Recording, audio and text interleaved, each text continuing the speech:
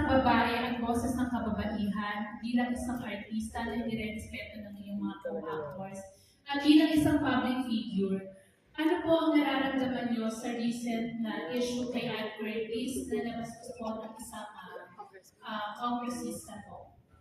Definitely, I'm not happy. That's why we've been talking about women empowerment. It's about time you should treat women with respect. Sabi ko na ang babae na nasunod lang sa lalaki, not anymore. We truly respect our men. But remember, marami kaming kayang gawin.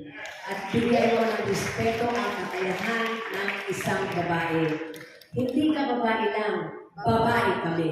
At kaya namin. So, don't underestimate us. Don't say bad words against us. Kasi kahit paano, aalma kami.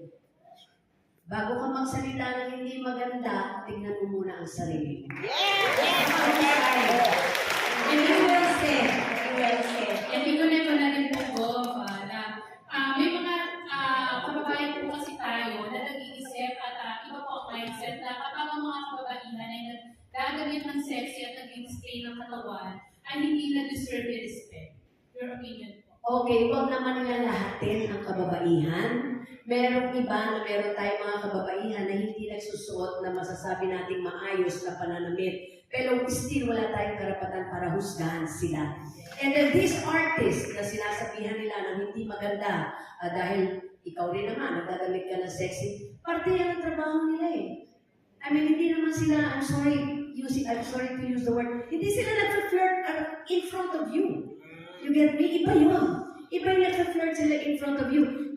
Dumadaan lang yan eh. Sa'yo, kung parte ng trabaho nila, wala kang karapatan maghusga. Again, if I may, tingnan mo muna ang sarili mo bago ka maghusga sa iba. Lalo na sa kababaihan.